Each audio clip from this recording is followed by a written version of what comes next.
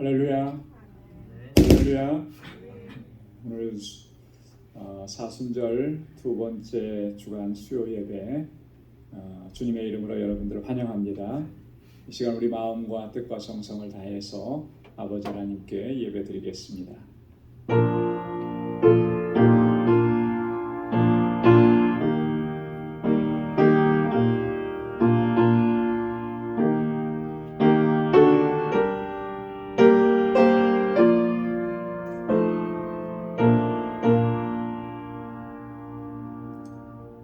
여호와여, 주는 나의 하나님이시라. 내가 주를 높이고 주의 이름을 찬송하오리니 주는 기사를 옛적에 정하신 뜻대로 성실함과 진실함으로 행하셨습니다.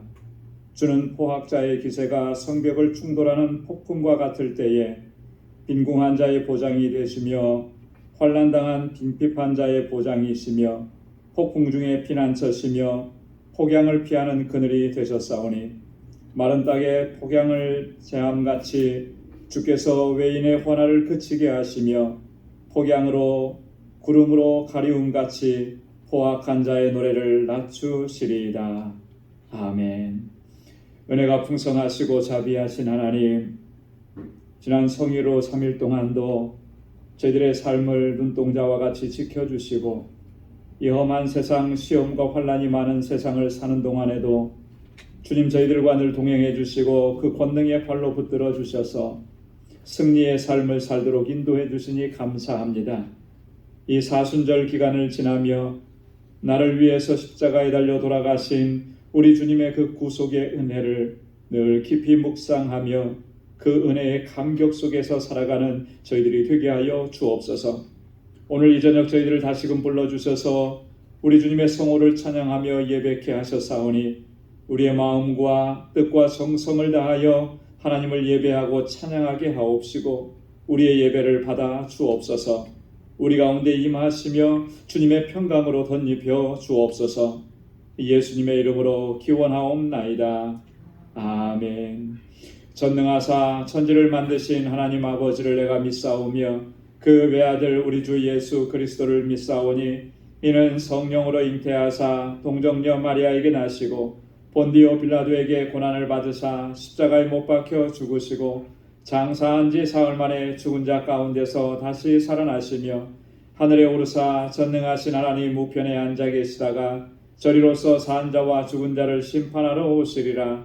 성령을 믿사오며 거룩한 공예와 성도가 서로 교통하는 것과 죄를 사하여 주시는 것과 몸이 다시 사는 것과 영원히 사는 것을 믿사옵나이다. 아멘. 찬양으로 하나님께 영광 돌리겠습니다. 나는 예배자입니다.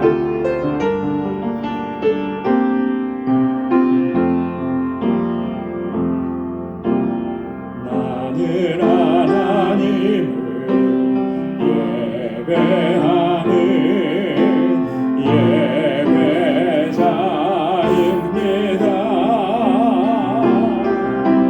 내가 서 있는 곳 어디서나 하나님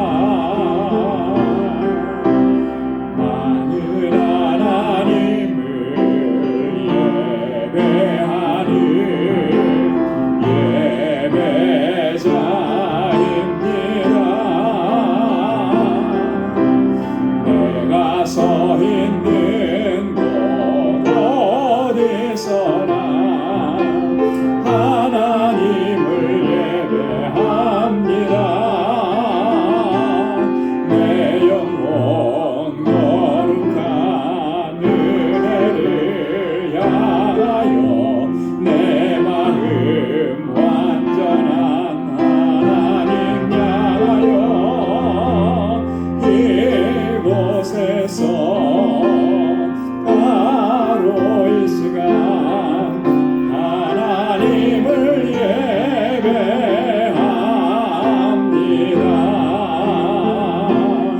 내 영혼 거룩한 은혜를 향하여 내 마음 완전한 하나님 향하여 이곳에서 바로 이 시간 하나님을 예배합니다. 아멘. 우리의 마음을 다하고 힘을 다해서 하나님 예배하기를 소망합니다. 주 음성 외에는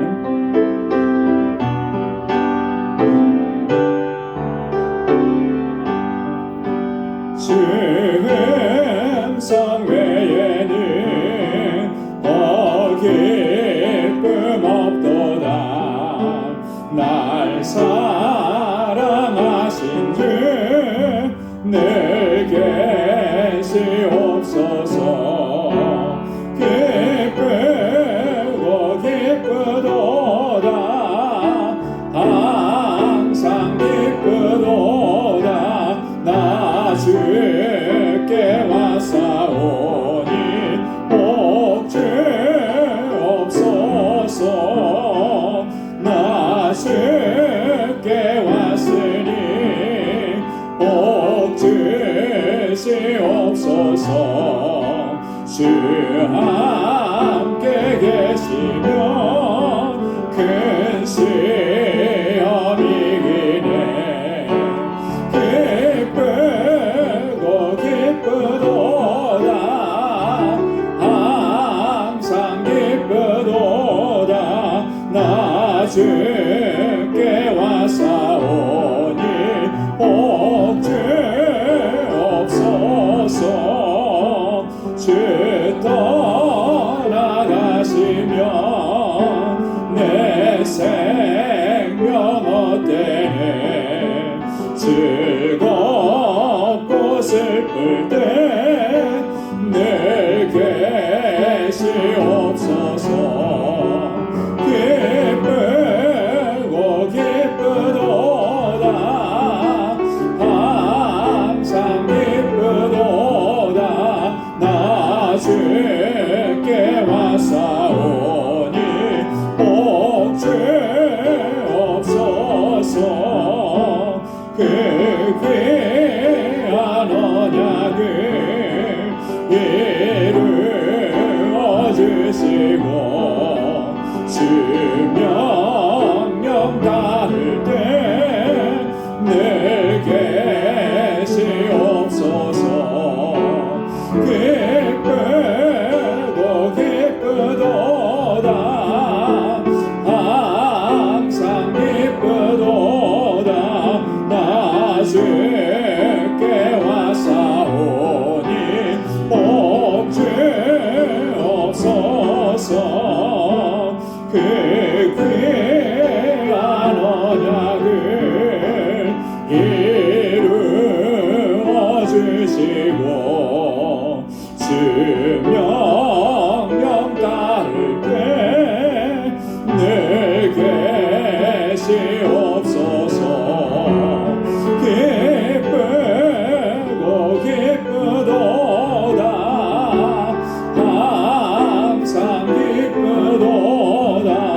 나 주께 왔사오니 복 주옵소서.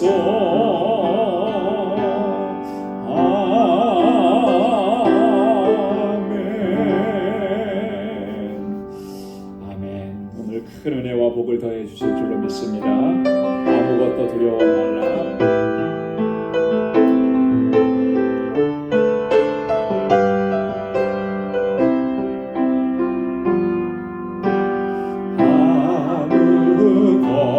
아무것도 두려워 말라.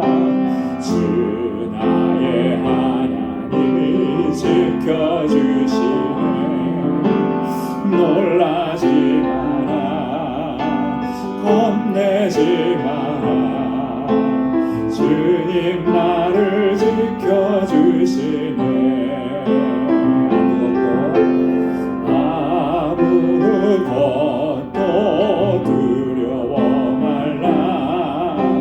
주 나의 하나님이 지켜주시네. 놀라지 마라. 겁내지 마라. 주님 나를 지켜주시네. 내 맘이 매겨워 지칠지라도 주님 나를 지켜주시네. 세상의 험한 꿈과 몰아칠 때도 주님 나를 지켜주시네. 주님은 나의 산성, 주님은 나의 요새, 주님은 나의 소망, 나의 힘이 되신 여호와. 주님은 나의 산성, 주님은 나의 산성, 주님은 나의 요새, 주님은 나의 소망, 나의 힘이 되신 여호와. 다시 한번 주님은 나의 산성, 주님은 나의 산성, 주님은 나의 요새, 주님은 나의 소망,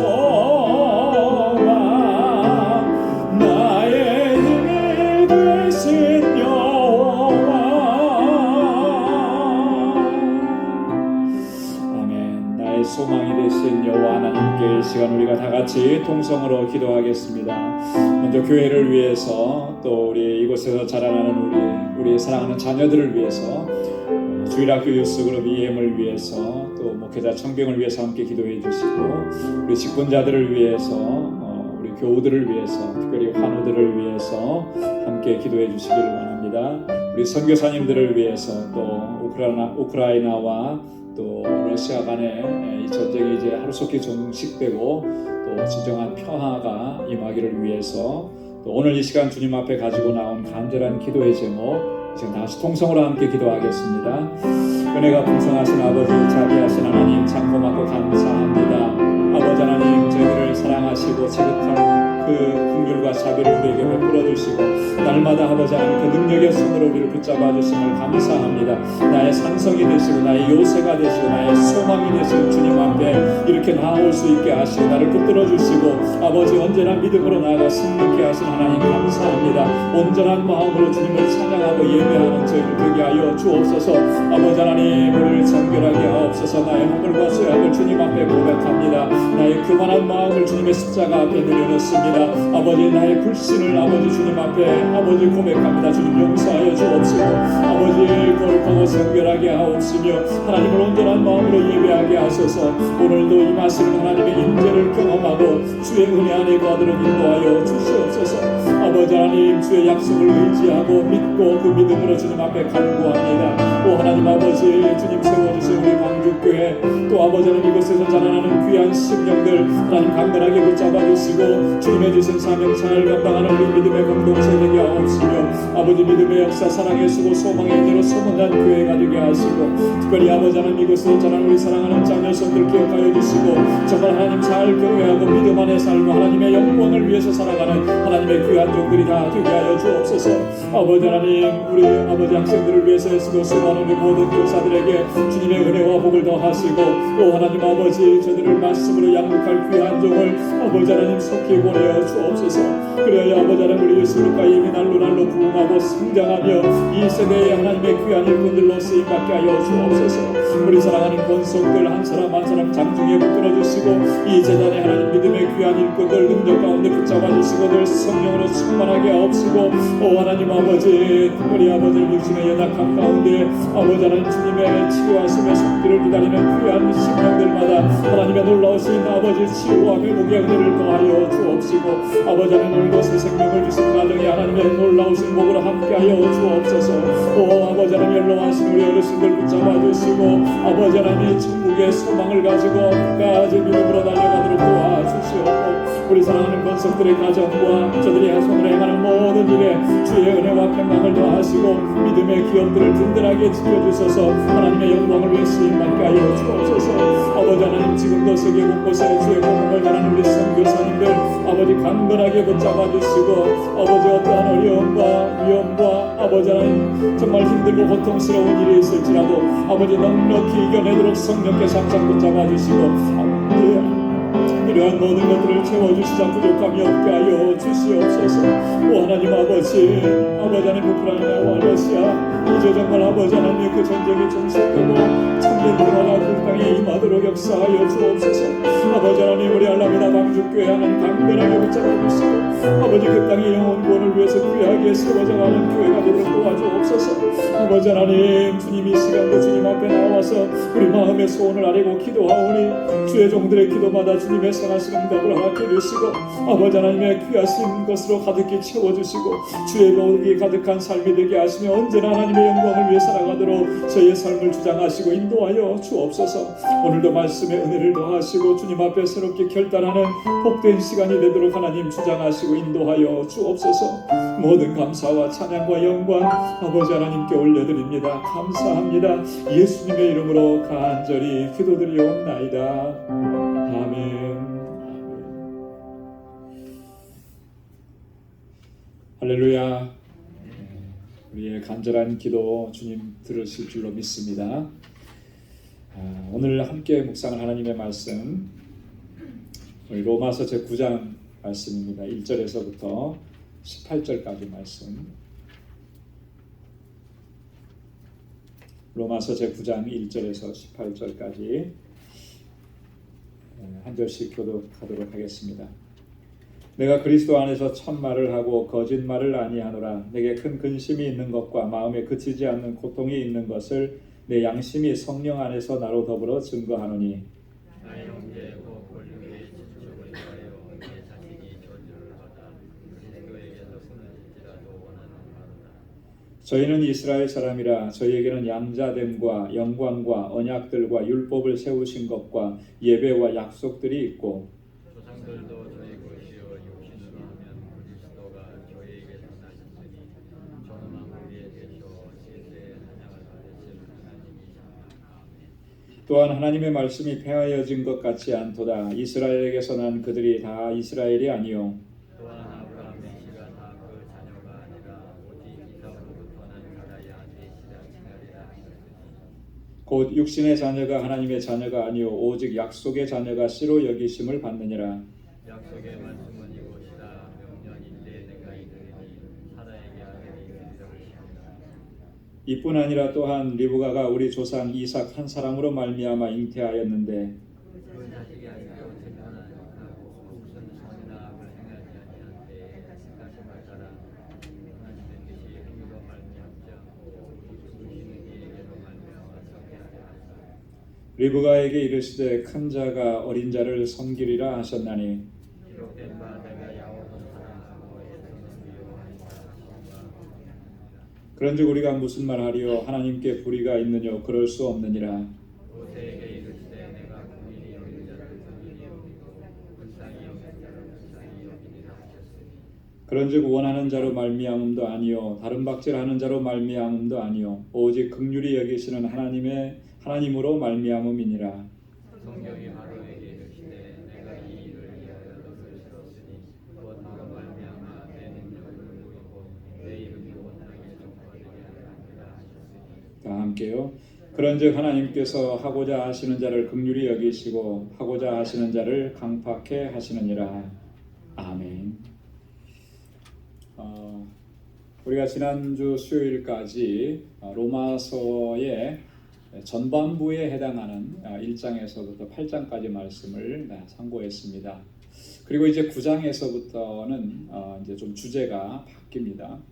1장에서 8장까지는 그 이신득의, 이신칭의 믿음으로 말미암아 우리가 의롭다함을 얻고 믿음으로 말미암아 우리가 구원을 받았다라고 하는 이 핵심적인 주제를 가지고 또 1장에서부터 8장까지 쭉 이렇게 바울이 설명을 해왔습니다.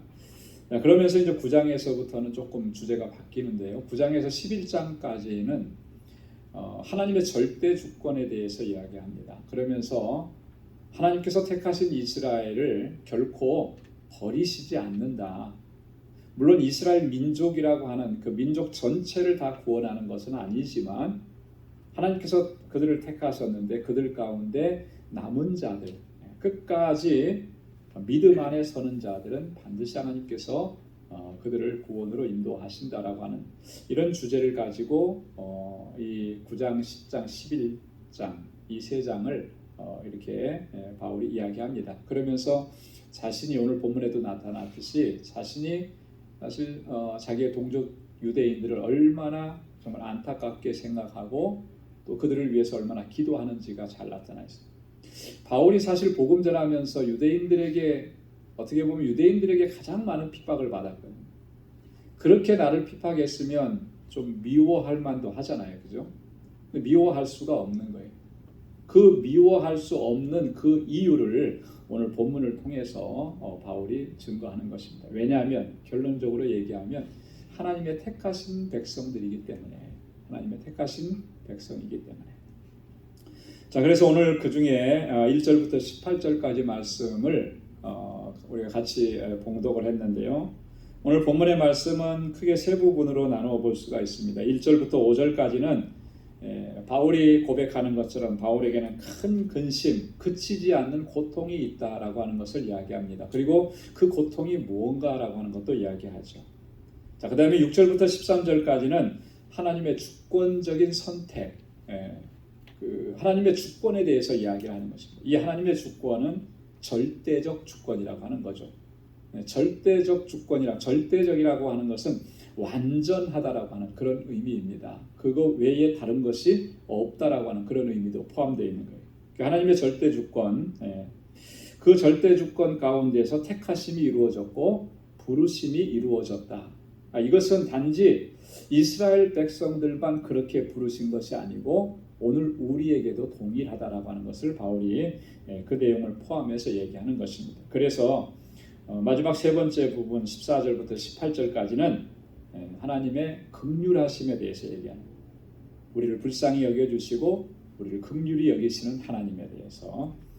자, 먼저 그러면 1절부터 5절까지 말씀의 내용을 간략하게 좀 살펴보겠습니다. 자, 바울의 큰 근심 그치지 않는 고통 그랬는데요. 1절부터 3절까지 보면 내게 큰 근심이 있고 마음에 그치지 않는 고통이 있다 그랬습니다. 그 근심과 그 고통은 뭐라고 얘기했습니까? 왜 근심이 생겼고 왜 고통이 생긴 거죠? 3절 말씀에 보면 나의 형제 곧 고륙의 친척을 위하여 그랬습니다. 이 근심과 고통의 그 근원, 원인은 뭐냐면 내 형제, 나의 고륙의 친척들 때문이다라고 하는 거예요. 근데 여기서 말하는 형제, 고륙의 친척이라고 하는 의미는 일가 친척을 얘기하는 게 아니고요. 이스라엘 민족 전체를 얘기하는 겁니다. 자기 동족 유대인들을 다 가리키는 거예요. 저들로 인해서 내가 근심이 생겼고 고통이 생겼다. 왜 그러면 그 고통이 온 것이겠습니까? 왜 유대인들 때문에 고통이 있고 왜 근심하는 거죠? 한마디로 말하면 이거예요. 저들이 우리를 구원하시기 위해서 하나님께서 이 땅에 보내어 주신 우리의 구원자이신 예수 그리스도, 그 예수 그리스도를 거부하고 거절하고 핍박하기 때문에 우리를 구원하시는 그 구원의 원리는 하나님께서 정말 독생자 예수 그리스도를 십자가에 달려 돌아가시게 하시고 그 구속의 사건으로 말미암아 믿는 자들에게, 믿음으로 순종하는 자들에게 구원의 은총을 허락해 주시는 것이 그게 구원의 원리인데, 이것을 거부하는 거예요. 이 거부하게 되는 그런 직접적인 원인이 뭐냐면, 그들은 선민 사상에 근거해 가지고 민족적인 그런 우월감, 그 민족적인 교만, 이런 것들을 가지고 있었던 거예요. 우리는 이미 하나님께서 택하셨고 우리는 하나님의 선민이고 여기에 대한 대단한 자부심을 가지고 있었는데, 그때 당시에 오셨던 예수가, 인간의 몸을 입고 오셨던 그 예수가 어떻게 메시아가 될 수 있느냐. 하나님께서 섭리하시고 하나님께서 계획하신 대로 이루어 가시는 그 구원의 계획과 섭리를 거부해 버리는 거예요. 그래서 끝까지 어떠한 태도를 지향하느냐면 율법의 행위로 말미암아 구원 얻는 이 원리만을 붙잡고 가는 거예요. 그러면서 스스로 멸망의 길을 자꾸 걸어가고, 하나님의 은혜로 자신이 얼마나 잘못된 길에 서 있었는지를 정말 깨달았던 바울의 입장에서 볼 때 너무나 안타까운 거죠. 자기도 그랬었으니까. 그렇게 저들을 향해서 복음을 전해도 받아들이지 않고 오히려 복음을 전하는 자신을 핍박하고 예수 그리스도를 거부하니까 얼마나 마음이 아프고 속상했겠습니까? 그 심정을 나타내요. 여러분 어떻습니까? 안 믿는 사람들에게 복음을 전할 때 그들이 거부하고 거절하면 마음이 안타깝죠. 근데 그 안 믿는 사람이 내 자녀고 내 식구고 내 가족이라 그러면 얼마나 안타깝겠습니까? 얼마나 속상하고, 그래서 사실 더 눈물 흘리고 더 기도하고 더 부르짖게 되는 거예요. 그러다 보니까 바울도 그런 거예요. 똑같은 심정입니다. 우리보다 더하면 더했지 덜하지 않아요. 3절 하반절에 보니까 얼마나 간절하게 하나님 앞에 기도하는지, 내 자신이 저주를 받아 그리스도에게 끊어질지라도 내가 원하는 바로라. 뭘 원하는 거예요? 자기 동족 유대인들이 정말 예수 믿고 하나님의 그 구원의 은혜를 그들이 누릴 수 있게 되기를, 그것을 위해서라면 내 자신이 저주를 받아서 끊어진다, 그리스도에게서 끊어지더라도 그것만 이루어진다면 난 소원이 없겠다, 그렇게 얘기하는 거예요. 여러분이 영혼 구원을 위해서 정말 우리가 그 바울이 지금 보여주고 있는 이런 간절함, 이런 절박함, 사실 우리가 회복해야 하는 것입니다. 이 절박함이 복음을 전하게 하고 한 영혼을 주님 앞으로 인도하는 귀한 도구로 쓰임받게 하는, 그냥 한두 번 얘기하고 그냥 안 받아들이니까 그만, 이렇게 하면 사실 그 영혼은 언제 어떻게 될지 모르는 거죠. 그 영혼이 오늘 만약에 세상을 떠난다면 얼마나 안타까울까. 그래서 그런 절박한 심정을 가지고 우리가 주의 복음을 전하고 예수 그리스도의 사랑을 전해야 할 줄로 믿습니다. 구약 성경에 보면 이런 절박감을 가지고 이스라엘을 용서해 달라고 하나님 앞에 기도했던 사람이 또 나오잖아요. 모세가 그렇게 기도했죠. 모세.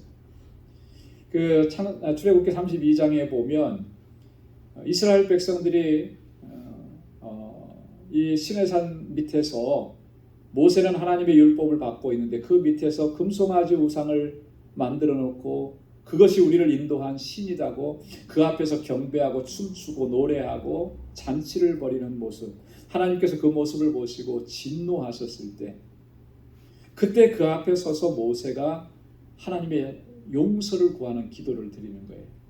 하나님 앞에 간절하게 기도하는. 그런데 그의 심정이 뭐냐면 지금 바울의 심정과 똑같은 거죠. 주의 기록한 책에서 내 이름을 지워버려 주옵소서. 하나님 합의하시면 저들의 죄를 사해 주십시오. 저들의 죄를 용서해 주시지 않으시려면 내 이름도 지워달라고 그렇게까지 절박하게 기도하는 거죠. 하나님께서 모세의 기도를 들어주셨습니다. 그래서 그들을 심판하시지 않았죠. 여러분, 우리의 기도라든지 한 영혼을 구원하기 위한 그런 노력이라든지 사실 모든 것에서 우리가 이런 절박함과 간절함을 가지고 주님 앞에 나아가서 엎드려야 할 줄로 믿습니다.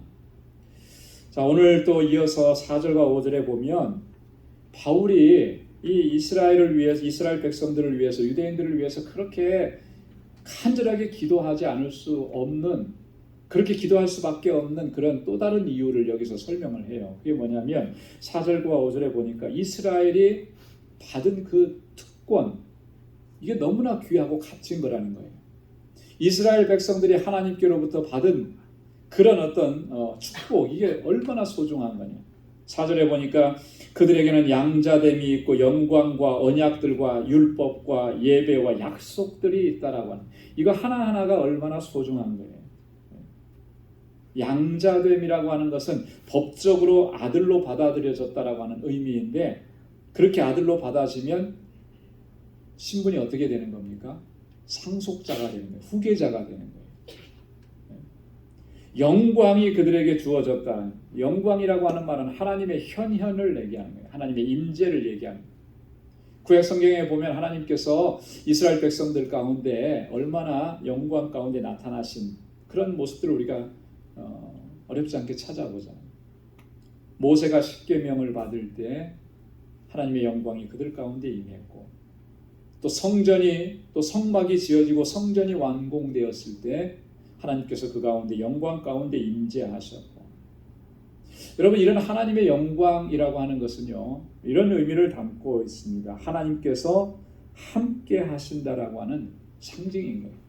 여러분, 하나님의 임재가 경험되어지고 목격되어지고 체험되어진다면 여러분 얼마나 가슴 벅차고, 그죠? 얼마나 담대해지겠습니까? 얼마나 정말 황홀해지겠어요. 하나님이 지금 나와 함께 하시는 것을 친히 보여주시는 건데, 그러니까 하나님 그렇게 이스라엘 백성들에게 영광 가운데 나타나시고 함께 하신다고 약속을 해주십니다. 그들에게는 언약이 있고 그들에게는 율법이 주어졌고, 율법이 주어졌다라고 하는 것은 하나님의 백성들로 그들이 온전하게 살아갈 수 있는 그런 도리를 주셨다라고 하는 거예요.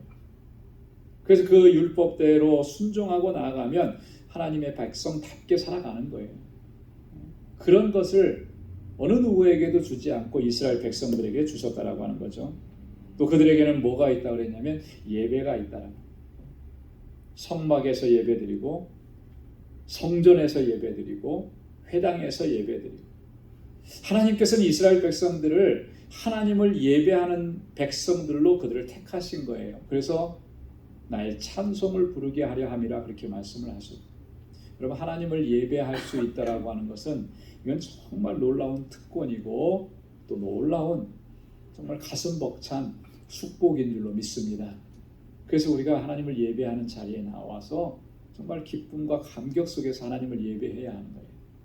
이게 얼마나 놀라운 특권인가. 여러분, 아무나에게 하나님 예배하는 그런 특권을 주셨습니까? 아니, 택하신 자녀들에게만 하나님께서 그 특권을 주신 거예요. 그래서 오늘 우리가 하나님을 예배할 때 정말 그 감격 속에서 하나님을 찬양하고 예배해야 한다. 자, 5절에도 보니까 또 다른 특권을 얘기하는데, 그들에게는 조상들이 있고, 이 조상들이라고 하는 말은 이런 의미를 가져요. 조상 대대로 하나님을 경외하는 믿음, 신앙, 하나님을 경외하는 신앙을 물려받게 하셨다라고 하는 거예요. 여러분, 이것도 얼마나 큰 축복인지 몰라요. 그죠? 여러분들 가운데에는 아마 당대에 믿음 생활 하신 분도 계실 거고, 또 어떤 분들은 부모님 때에 믿음 생활을 하셨기 때문에 나도 자연스럽게 믿음을 갖게 됐고 신앙생활 하신 분들도 계실 거예요. 그런데 그 부모님 때로부터 신앙을 물려받아서 나도 자연스럽게 하나님을 만나고 하나님을 섬기게 됐다라고 하는 것, 여러분, 이게 얼마나 귀하고 값진 것인지를 알아야 되는 것입니다. 어떤 분들이 그랬다 그러잖아요. 모태신앙이라고 하는 그 말의 의미를 굉장히 좀 약화시키고 그렇게 생각하는 그런 사람들이 좀 있었어요. 모태신앙은 자꾸 모태만 하니까 모태신앙이다, 이렇게 얘기했다는 사람이 있는데, 여러분, 그런 거 아니잖아요. 그죠? 하나님의 택하심인 거예요. 모태신앙이라고 하는 걸 볼 때는 그럼 그 택하심이라고 하는 것은 지금 당장에는 뭐가 나타나지 않고 그랬다고 하더라도 반드시 하나님께서 그를 돌이키시고 하나님의 거룩한 백성으로 살아가도록 이끌어 주시는 그런 은총이 임하는 것을 우리가 경험하게 돼요. 이스라엘 백성들을 택하셨을 때 그들이 하나님을 거부하고 예수 메시아를 거부했어도 하나님은 하나님의 열심으로 그들을 끝까지 돌이키시잖아요. 이런 하나님의 택하심이라고 하는 게 얼마나 소중한 것이냐. 육신적으로 보면 그리스도가 저희에게서 나셨다. 메시아가 어느 민족을 통해서 오신 거예요? 유대인들을 통해서, 그죠? 육신적으로 보면. 자, 이 말의 진정한 의미는 이런 의미를 담고 있습니다. 하나님께서 주신 모든 약속들이 그리스도 안에서 성취되었다라고 하는 그런 의미를 담고 있는 것입니다. 여러분, 그런데 이렇게 놀라운 특권들을 받았음에도 불구하고 지금 자기 동족들이 예수 그리스도 메시아를 거부하고 있잖아요. 그죠? 오히려 핍박하고 있잖아요. 그러니까 너무나 안타까운 거죠. 너무나 속상한 것입니다. 너무나 마음이 아팠던 것. 그래서 바울이 그렇게 간절하게 기도했던 것입니다. 자, 그러면은 이렇게 메시아를 거부했으니까 그들은 버려진 것이냐? 그렇지 않다라고 하는 거죠. 그래서 오늘 6절 이하의 말씀에서는 하나님의 주권적인 선택을 여기서 강조하면서 이야기합니다.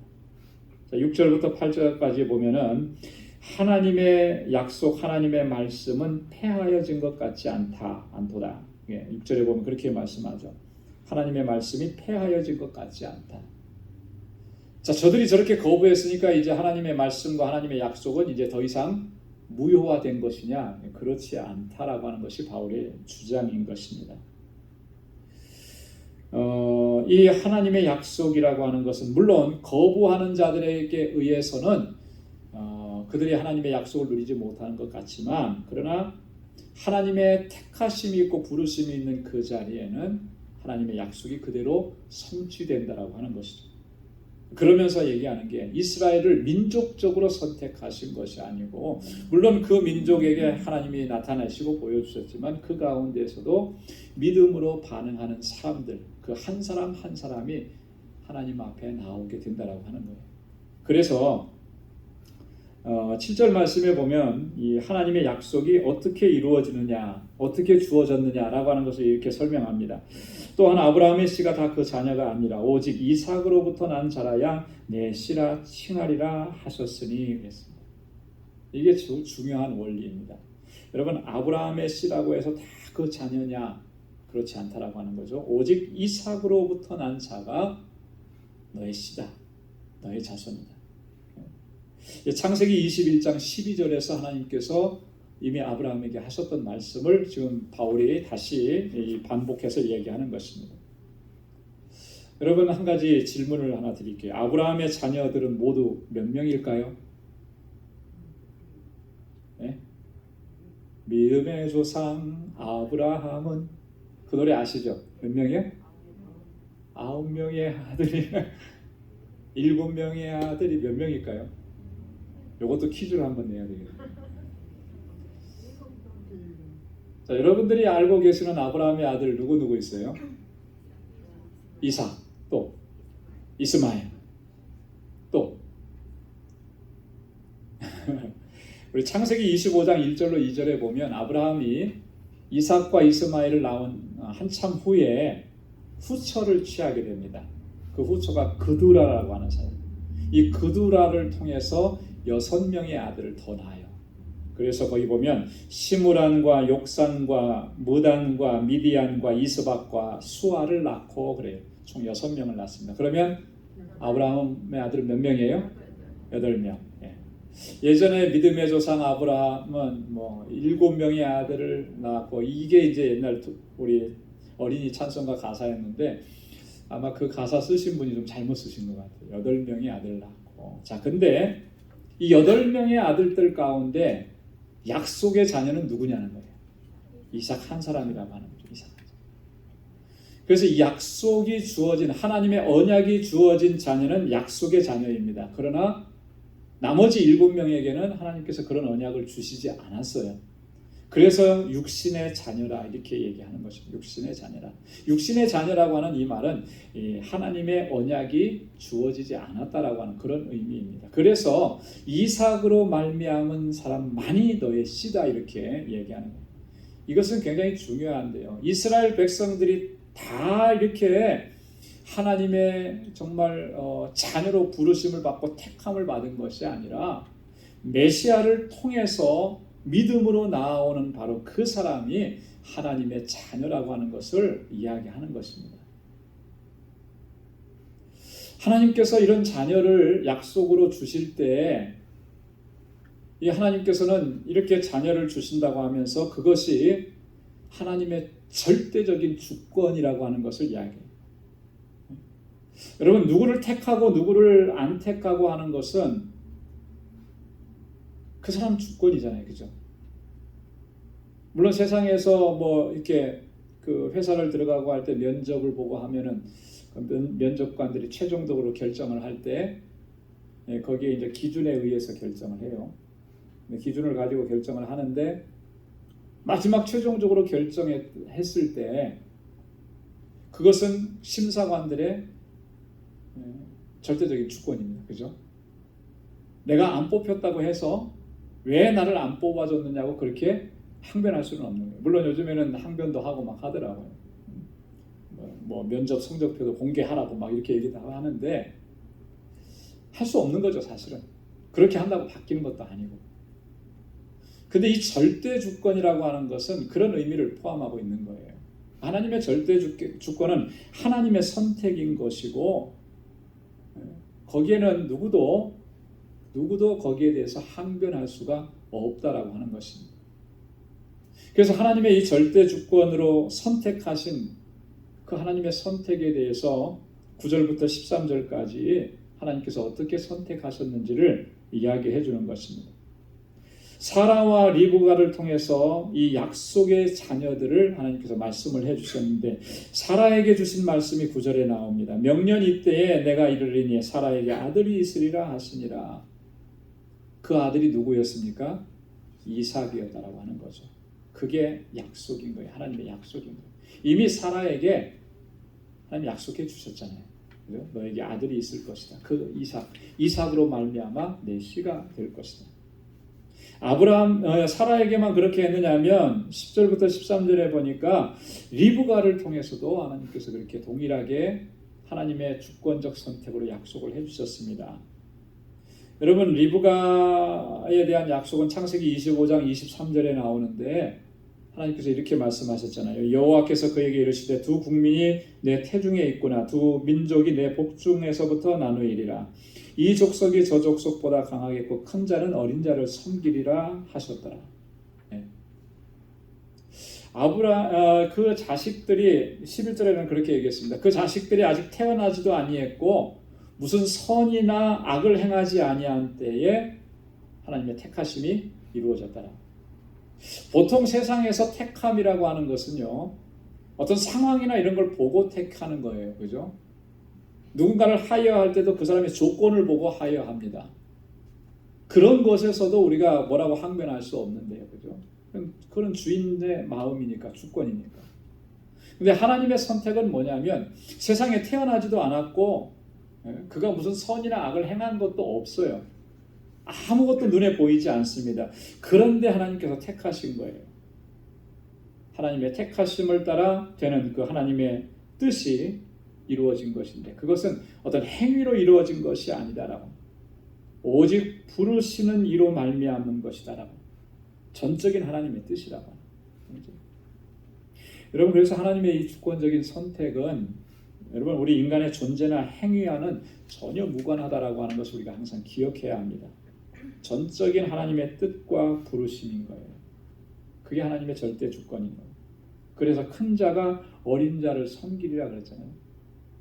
아직 세상에 태어나지도 않았는데 복중에 있는데 하나님의 말씀이 뭐예요? 하나님은 큰 자가 어린 자를 섬기리라 이렇게 정하신 거예요. 여기서 큰 자는 누구를 가리키는 겁니까? 에서죠, 에서. 근데 에서로 말미암은 민족, 에돔 족속을 얘기하는 거예요. 그죠? 작은 자는 누구예요? 야곱이잖아요. 야곱으로 말미암아 이루어지는 이스라엘 민족을 가리키는 거예요.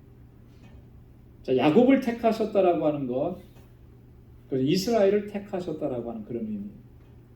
나중에 야곱의 이름이 이스라엘로 바뀌죠. 여러분, 이스라엘이라고 하는 이 말의 원래 뜻이 무슨 뜻인지 아시겠어요? 이스라엘. 사실 우리가 이스라엘 하면 하나님의 백성이라고 하는 그런 의미로 많이 받아들이는데, 물론 그것도 맞는 말인데 더 정확한 의미는 이스라라고 하는 그 말의 뜻은 하나님이 주도한다라고 하는 그런 의미예요. 이끈다, 주도한다. 그리고 마지막에 엘이라고 하는 말은 무슨 뜻이죠? 하나님이라는 뜻. 하나님이 주도하시고 하나님이 이끄신다라고 합니다. 그래서 하나님의 주도하심과 하나님의 이끄심을 받는 백성이 이스라엘이라고 하는 그런 뜻인 거죠. 이 이스라엘을 하나님께서 택하시고 또 그렇게 그들을 통해서 하나님의 섭리를 이루어 가시는 겁니다. 13절 말씀에 보면 그래서 기록된 바 내가 야곱을 사랑하고 에서는 미워하였다 하심과 같으니라. 하나님께서 에서를 미워하셨을까요? 어떠셨을 것 같아요? 여기 본문에 보면 이게 말라기 1장 2절로 3절에 있는 말씀을 인용한 건데, 사실 이 개인으로 에서는 야곱은 사랑하고 에서는 미워하였다 이런 의미가 라기보다는 아까도 조금 전에 말씀드렸죠. 민족으로, 그죠? 민족적으로. 에서를 통해서 이루어진 민족은 뭐예요? 에돔 족속이라고 그랬잖아요. 그들은 점점 하나님께로부터 멀어져 갔습니다. 그죠? 하나님께로부터 멀어져 간. 그렇게 버림받은 족속이 되어버린 거죠. 그러나 야곱은 어떻습니까? 이스라엘은 하나님께로 나아가는 거죠. 물론 이스라엘 민족 전체가 다 하나님을 그렇게 잘 섬겼던 것은 결코 아니에요. 그러나 그 가운데 믿음의 사람들을 통해서 하나님 경외하게 하시고 하나님 섬기게 하시고 이렇게 하셨던 것이 하나님의 주권적인 선택으로 말미암은 그 역사하심이라는 거예요. 여러분, 이런 하나님의 절대 주권, 이것은 우리에게도 얼마나 큰 감격이고 은혜가 되는지 모릅니다. 우리를 자녀 삼아 주신 것도 하나님의 이런 전적인 주권적인 역사하심으로 말미암아 우리를 택하신 거예요. 우리를 부르신 겁니다. 우리가 앞에서도 설명한 것처럼 우리가 어떤 선한 행위가 있었습니까? 그죠? 우리가 하나님 보시기에 기뻐하실 만한 일들을 행해서 우리를 그거 보시고 그거 조건이 돼서 우리를 건져내셨냐면 그런 게 우리에게 하나도 없잖아요. 그런데 하나님께서는 우리를 택하셨고 우리를 부르셨습니다. 택하시고 부르신 것은 하나님의 절대 주권이에요. 그건 누구도 뭐라고 말할 수가 없는. 그렇게 우리를 불러주셔서 이렇게 하나님 섬기게 하신 것. 이게 얼마나 감격스럽고 정말 감사한 일이에요. 그래서 나를 택하시고 부르신 하나님을 늘 기뻐하고 찬양하고 그렇게 영광 돌리며 살아가는 우리 모두가 될 수 있기를 소망합니다. 자, 그 다음에 이제 마지막 14절에서 18절까지는 긍휼히 여기시는 하나님이라는 주제입니다. 자, 이런 하나님의 택하심에 여러분 불의가 있을 수 있습니까? 하나님의 택하심을 바라보면서 하나님의 주권적 선택을 바라보면서 그거 하나님 잘못됐습니다. 그거는 아니지 않습니까? 우리가 그렇게 항변할 수 있느냐? 지금 이스라엘 유대인들이 복음 전하는 자를 핍박한다고 해서 하나님의 주권적 선택 그건 불의한 일입니다라고 항변할 수 있느냐? 바울이 이야기하는 것은 아니라는 거죠. 그럴 수 없느니라라고 하는 거예요. 그런 하나님의 절대 주권에 우리가 무슨 말을 할 수 있겠느냐? 우리는 어떤 말도 할 수 없다라고 하는 거예요. 그게 정답인 것이죠. 여러분, 하나님의 택하심이라고 하는 거, 또 하나님의 유기하심, 버리심이라고 하는 거, 택하시지 않았으니까 버림받은 거 아니겠어요? 이런 것들이 보면은 인간적인 측면에서 보면 여러분 어떨 때는 납득이 가지 않고 이해가 되지 않을 때가 참 많아요. 그죠? 그런 모습을 보면서 참 불공평하다. 그런 생각을 할 때가 많고요. 요즘에 유대인들이 이렇게 하는 그런 지금까지 역사적으로 유대인들이 했던 모습들을 보면 저런 유대인들을 하나님께서 택하셨단 말인가? 이런 생각이 있어요. 그러면 하나님 공평하지 않다. 예. 뭐 이런 생각이 들 수도 있고 하지만 하나님의 택하심이라고 하는 것에서 볼 때는 우리는 어떠한 항변도 할 수가 없다라고 합니다. 그게 맞는 말이라고 하는 것입니다. 왜냐하면 이 하나님의 주권적 선택이라고 하는 것은요, 우리가 아무리 잘나고 아무리 똑똑하고 우리가 아무리 상식적인 판단을 하고 우리가 아무리 공평한 것을 주장한다고 하더라도 그런 것보다 훨씬 앞서는 것입니다. 더 중요한 것이. 만약에 우리가 이런 논리를 놓쳐버리고 이런 이 믿음을 우리가 소홀하게 여기면 여러분 우리 신앙은 하나님 앞에서 바로 설 수가 없어요. 하나님의 절대 주권을 인정하지 않으면 언제나 그곳에는 사람의 뜻이 들어가게 돼 있고 자기 생각이 들어가게 돼 있습니다. 하나님께는 불의함이 없다고 하는데 여러분 정말 하나님께는 불의함이 없잖아요. 왜 그렇습니까? 하나님은 공의로우신 하나님, 완전하신 하나님, 거룩하신 하나님, 선하신 하나님. 한편으로는 우리가 그렇게 얘기하면서도 머리로는 그렇게 얘기하면서도 어떤 상황에 처해서 그걸 볼 때 하나님 그거는 아니지 않습니까? 라고 이야기한다면 그건 우리가 하나님의 절대 주권을 인정하지 않는 모습이라고 하는 거죠. 굉장히 중요한 주제, 중요한 문제인 것입니다. 그래서 우리가 항상 우리가 이 부분을 내가 정말 하나님의 절대 주권을 얼마만큼 인정하고 순종하느냐라는 늘 우리가 점검해 봐야 돼요. 우리가 만약에 하나님이 불의하시다고 생각한다면 그 사람은 정말 하나님의 주권을 인정하지 않고 있다라고 말해도 과언이 아닐 겁니다. 틀린 말이 아닙니다. 과거에 그 창세기에 보면 하나님께 그렇게 항변했던 사람이 있어요. 누가 그렇게 항변했냐면 아브라함이 그렇게 항변했었죠. 그죠? 하나님께서 소돔과 고모라를 멸망시키고자 하셨을 때 거기에 누가 살고 있었습니까? 조카 롯이 살고 있었잖아요. 하나님께서 그 성을 멸망시킨다고 하니까 하나님의 그 큰 뜻을 다 알지 못하는 아브라함이 정말 이 속에서 안타까움과 속상함과 뭐 이런 것들이 막 올라온 것 같아요. 그래서 하나님 앞에 항변을 하잖아요. 뭐라고 항변하냐면 주께서 이같이 하셔서 의인을 악인과 함께 죽이시면 불가하오며 불가하대요. 자, 이 말 할 때 당시만 해도 이 표현상으로만 보면 아브라함이 하나님보다 더 결정권자인 거예요. 그죠? 어떻게 이런 말을 할 수가 있을까?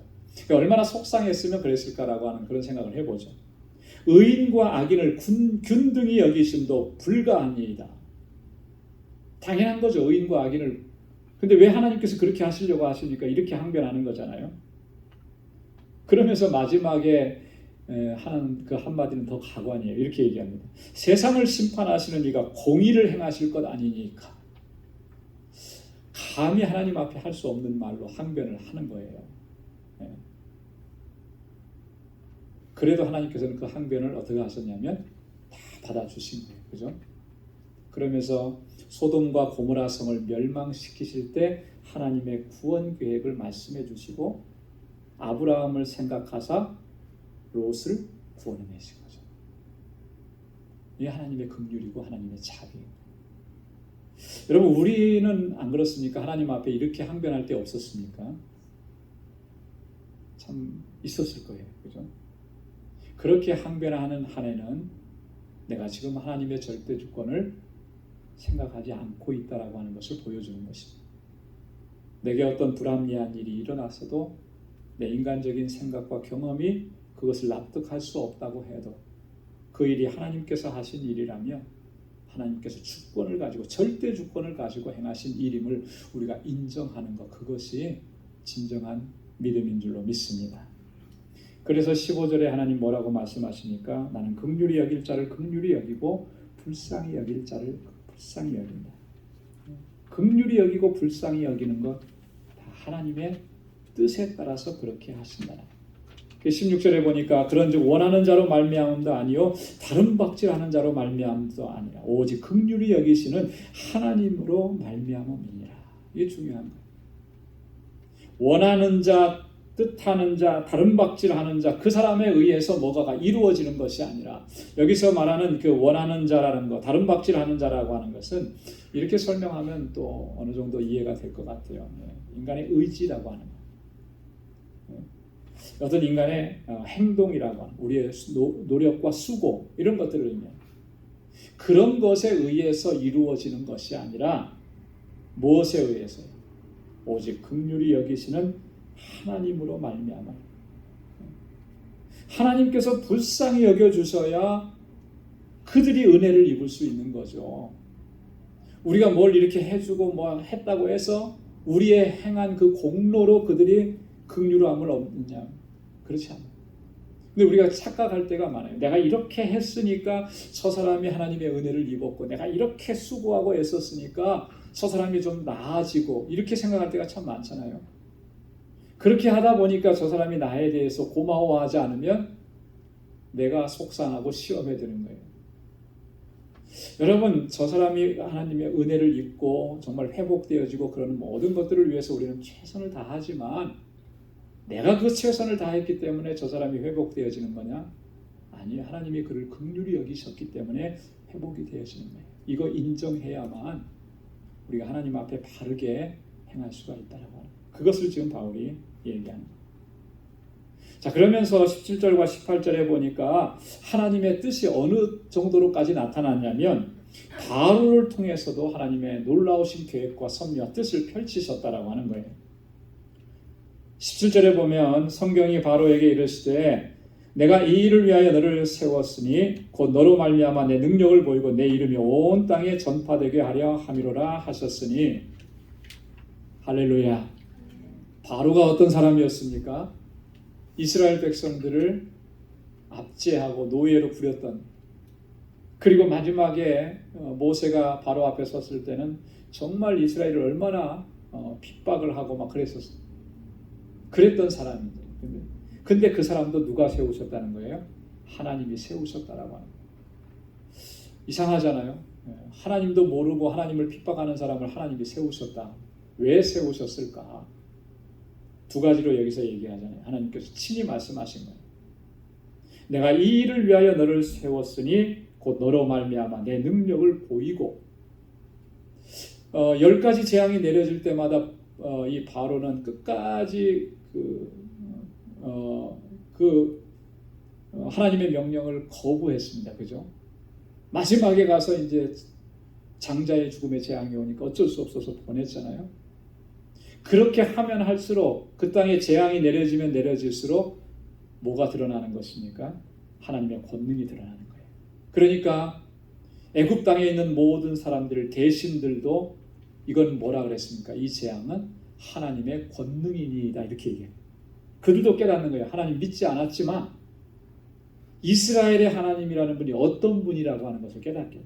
하나님께서 그 목적을 두시고 바로를 세우셨다 이렇게 말씀하는 거예요. 그러면서 두 번째, 내 이름이 온 땅에 전파되게 하려 함이로라. 자, 그때는 이 애굽 땅에서 국지적으로 일어난 사건이었습니다. 그렇잖아요? 수천 년 전에는. 자, 지금은 그때 사건들을 어떻습니까? 전 세계가 다 알죠. 다 알아요. 네. 그러면서 누구의 이름이 드러나는 거예요? 하나님의 이름이 드러나는 거예요. 이 일을 위해서 바로를 세우셨어요. 하나님 이렇게 주권적으로 역사하시는 분이시라고 합니다. 그래서 18절의 마지막으로 한 번 더 강조하고 반복합니다. 그런즉 하나님께서 하고자 하시는 자를 긍휼히 여기시고 하고자 하시는 자를 강팍해 하시느니라. 모든 것이 하나님의 주권 하에서 이루어진다라고 하는 것입니다. 여러분, 그렇기 때문에 우리가 오늘 이 말씀을 통해서 나 자신뿐만 아니라 우리 교회 그리고 온 세상 가운데 주권적으로 역사하시는 그 하나님의 섭리와 역사하심, 그것을 우리가 정말 인정하고 믿고 또 그 안에서 순종의 삶으로 나아가 그런 삶이 되어야 할 줄로 믿습니다. 하나님의 주권은 우리에게는 은혜인 것이에요. 하나님의 주권은 우리에게는 축복인 것입니다. 그 은혜로 우리가 살고 오늘 이 자리에 서 있습니다. 언제나 그로 인해서 하나님을 찬양하고 하나님께 영광 돌리는 삶을 살아가는 우리 모두가 될 수 있기를 주님의 이름으로 축원합니다. 기도하겠습니다. 하나님 아버지 감사합니다. 오늘 이 저녁에도 저희들을 사랑하시사 하나님을 예배하는 자리로 불러주시고 마음을 다하고 힘을 다하여 하나님 찬양하게 하시니 감사합니다. 하나님의 귀한 말씀을 또 오늘 우리에게 들려주셔서 나를 택하시고 나를 부르신 것이 하나님의 절대 주권인 것을 하나님 다시 깨닫게 해주셔서 감사합니다. 하나님의 절대 주권으로 우리를 택하시고 부르셨기에 하나님 이것은 변함이 없고 흔들리지 않고 나의 부족함과 나의 연약함과 나의 불순종에도 불구하고 나를 사랑하시고 나를 구원하시는 하나님의 이 구원의 은혜는 견고하게 서가는 줄 믿습니다. 하나님 늘 하나님 앞에 든든하게 서고 오직 하나님의 영광을 위해서 살아가는 주의 신실한 백성들로 저희들을 세워 주옵소서.